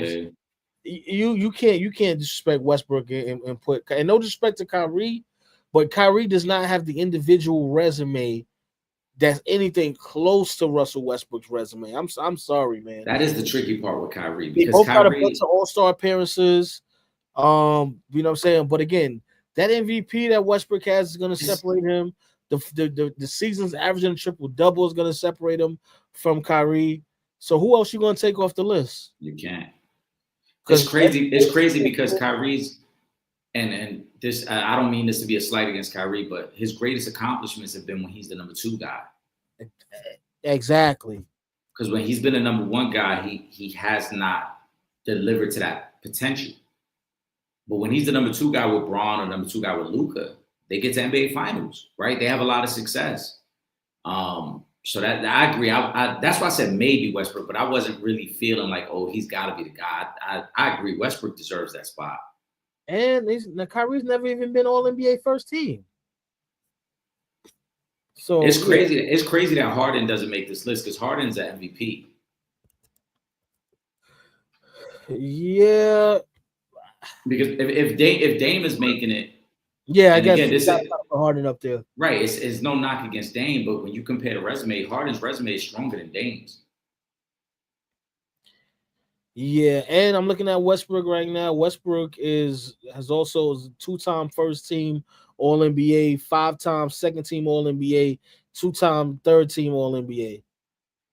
That's 9 All NBA appearances right there alone. Like you can't take him off the list to put Kyrie. And you gotta. And I mean, like I said, he's a 2-time scoring champion, 3-time assist leader. Yeah. No, you can't. No, I'm sorry.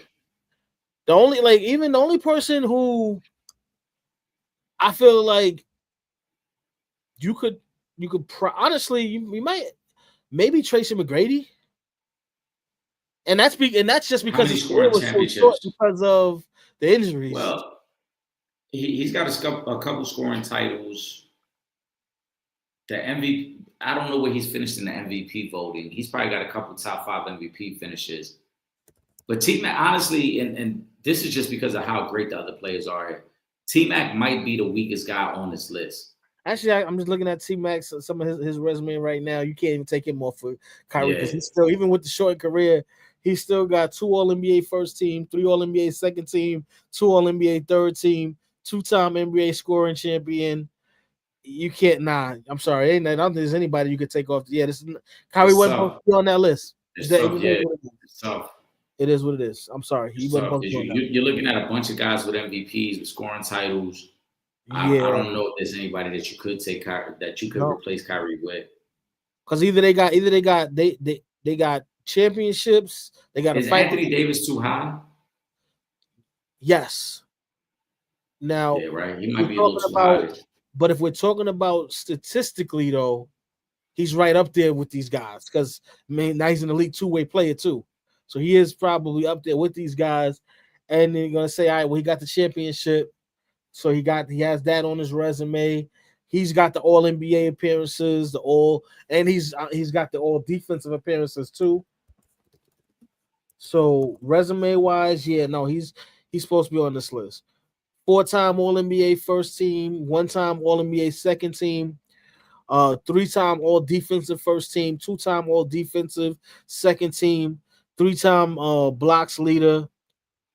You know what I mean? Like, he's definitely up here. Shout out to Will Gordon. You know what I'm saying? Will Gordon in the building. What's good, Will? What it do? But yeah, so Kyrie's not up there. I'm sorry, he's not. And you're right, Eric. You're absolutely right about that. His best the best parts of his resume come with him being a number 2 player. So it is what it is. Yeah. Let me see what else we got up here. Shout out to Genetic. This is the last one. I've been waiting to get to this comment, so I'm glad we saved it to last. Shout out to Janetta Johnson. She's been rocking with us for some time now as well. Janetta says, love this platform. If you could interview 3 or 4 women legends, who would you love to have on? Because Tina and Kathy was amazing. Let me ask you all, what is it about Cheryl Miller that is almost like she is Jordan of women's hoops? The young WNBA players seem in awe of her, but she played in the 80s. Even Cheryl's peers talk amazing about her.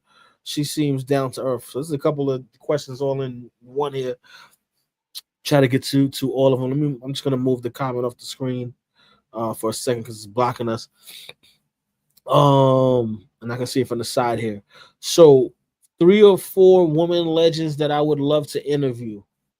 All right, so I'm gonna tell you right now, Cheryl Miller is one of them. That's hands down, no debating. Cheryl Miller, who I would love to interview her. I'm gonna put Clarissa Shields up there. Gotta throw the GOAT up there. Of course, I gotta throw Wifey for Lifey, Baby Boo, Serena Williams up there. That's 3. And if I had a 4th, who do I want to put up there? You know what? I'm gonna throw Sha'Carri Richardson up there. That's my 4 right there. So we only female legends. Only what I want to add to that, I think we gotta have Layla Ali. You gotta add Layla on there because of her contributions not only to the sport of boxing, but for women's sports as a whole. She gotta be on there. But I like the rest of the list. I'm trying to think hoopers who we want to add on there. We talked about Cheryl Miller, Cheryl Swoops. I guess Cheryl Swoops and Layla Ali would be the 2 that I would add that would must haves as far as female legends. All right, I'm with that. All right, now let me go to this next part of that one. Hold on, let me put that back on the screen. Let me ask y'all, what is it about Cheryl Miller? What isn't it about Cheryl Miller? she has never stepped foot on a WNBA court, but is recognized as the GOAT of women's basketball. Like, what can't you say about Cheryl Miller? Obviously, I think if she doesn't get injured and winds up going into the WNBA with her peers, I think she does everything she did in college and then some. She is that nice. Yeah. The resume prior to, just her resume, her college resume, high school, just everything that she's accomplished is just like she's just remarkable, man. I'm sorry. The mystique and the aura around her, Janetta, is that the injuries robbed us of what could have been arguably the greatest women's player of all time. So the skills were there. People saw it. The performance was already there on the college level and on the Olympic level. And then she gets hurt. And so because it gets cut short, Will Gordon, you're a fool for that one, especially for that last name that he put on there. Will Gordon's a fool for that. Yeah, I mean, that's a whole separate episode. We could go down that path too of females we want to interview.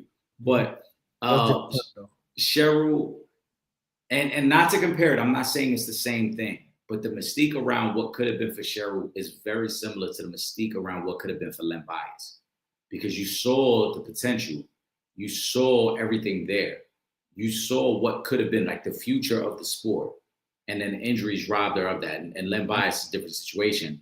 But again, when you go back and watch the Len Bias tapes, you see him giving Michael Jordan a business in college. You see Len Bias almost like an early version of what LeBron James was. You know what I'm saying? Like this super athletic forward who can handle, get his own shot. So and a goal. Right. He was up against Kareem and them, and they was they were doing their numbers. You know, like he could have done something very special, you know, had it not been for the off the court stuff that took place. But I think with Cheryl, that's what it is. It's the mystique of knowing, like, we saw it. We got to see it on tape. We got to see, like, there's a different level with Cheryl Miller, and then she gets hurt. And so I think that's why there's so many people that's in awe of her still, and so many people that give her flowers as the greatest female basketball player, because they know what the talent was. Now, with that being said, she's not the only great female basketball player. There's a lot of great women basketball players. But I just think there's a level of respect that all players, all men and women, have for Cheryl Miller. Yeah. I mean, and that's why I put up Will Gordon's comment up here. This one's a safe one that I could put up. Cheryl was giving men work, including her Hall of Fame brother. That's why. Yeah, and Reggie will tell you, she was the best basketball player in the house. And that's a Hall of Famer. Somebody who I have a lot of respect for. You know what I mean? One of the greatest to do it. So if that's the case, then you know something. Keep in mind, he's a Hall of Famer, and he's saying the best basketball player in the family was Cheryl Miller. Think about that. So it is what it is. Like, just listen to the way her peers talk about. Even listen, we sat up here the last 3 weeks, and we spoke to 2 players from that era who both were great within their own right. One of them, which had a record that was only broken a year ago. And they sat up here and spoke so highly of Cheryl Miller in her game. And they're not the only 2. Anybody, like, I don't think I've heard a person speak negatively about Cheryl Miller's game ever in life. I don't think I've ever heard anybody in the media say anything negative about Cheryl Miller's game. I've only heard people say how great this woman was. I think what Kathy said last week was great too, because she not only complimented her game, but she talked about her leadership. She said Cheryl was the one who was like a true leader and got everybody going. And that's one of the things that a lot of great players lack. We hear that all the time. Somebody could be a great player, great athlete, but they don't have the leadership skills. Right. She had it both. Yeah. So it is what it is. She's great, man. You got to just, like, that's what I mean. We've always given her a flower, so that ain't no thing. That ain't nothing new, right? You know, it is what it is. TCU and North Carolina tied right now. So Belichick, your job's on the line, brother. You better get this. According to the comment section, this is a must-win game. This is a must-win game for you, Belichick. Get it together, brother. Oh man. Oh, I did want to say one more thing before we get to the final thought, Eric. I did wanted to mention was Ethan Pritchard, the linebacker from Florida State. He was shot after, I guess, a couple of hours after that game against Alabama. He plays linebacker for Florida State. So I just want to shout him out, wish him a speedy recovery. The report says he's in critical, but he is stable. So hopefully that means he'll bounce back and live a full life. But I did want to just shout him out really quick before we get to the final thought segment. Eric, you want to give us your final thought? Yeah, of course. First and foremost, shout out to all the followers and supporters. We greatly appreciate that, as always. Shout out to my brother Will Gordon. We're back live on Wednesday. Trip, if you're free, join us on Wednesday. You already know what time it is. It's football season, which means we're going down the whole slate of games. We're picking against the lines. We need winners. We need picks. With that being said, like I told you, Trip, before the show started, I'm introducing a new segment here on Monday nights, the Legend in 2-game 2-leg parlay. I'm giving you player props. I'm giving you anything that I like for the Thursday night game only, because since we record on Wednesday, we'll get into the rest of the games. But Thursday night game only, I got 2 player props that I really, really like that I think are both going to hit. If you put them together, this one tonight is a plus 232. First one I like, Dak Prescott over 6.5 rush yards on Thursday night. First of all, the Cowboys can't run the ball. The Eagles defense is really, really good. Dak will probably be running for his life most of this game, and he will have to use his legs to extend plays. So I think over 6.5 rushing yards is a gimme. Dak Prescott should hit that. The next one I really, really like is Devontae Smith over 54.5 receiving yards. Look back at his last game against Dallas. He had 8 catches for 110 yards. I expect Dallas to roll coverage towards Antonio Brown. Devontae Smith probably gets a lot of one-on-one. I also expect Dallas to be very blitz heavy since they don't have Micah Parsons. They're not going to have much of a pass rush. So they're going to blitz. It's going to be one-on-one coverage. Devontae Smith over 54.5 yards. Dak Prescott over 6.5 rush yards. If you put them together, it's plus 232. I think both those hit, and I think you'll get your football season off to a great start. All right. There you go. For my final thought, I'm just going to shout out everybody that is in the Real Fans Real Talk Fantasy Football League. We are slated to draft tomorrow evening. So it's time. It's back to the smack talk. 2K pre-order is going down. It's out now. I know I've been spending my time on NCAA, but I done got my player from college all the way to the pros. We Super Bowl champions now. So now I think I'm ready to make that move and get ready to get back into NBA 2K. And shout out to I got to shout out to a couple of people, a couple of former guests on the show. Big shout out to Rocco out in Rutgers, starting in his sophomore year right now. Salute to you, my brother. Salute to Coach Roy at my alma mater, LIU. Go Sharks. They starting their season, and my guy Nick Parisi at Watson University. At Wagner University. Big shout out to those guys. Want to wish you guys good luck on this season.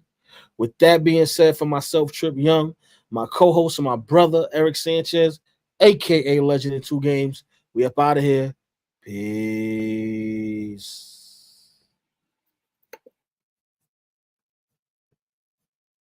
This is Deion Grant from the New York Giants, Super Bowl champ, and you're watching Real Fans Real Talk. Live from the can. Vibe the can. This is Real Fans Real Talk.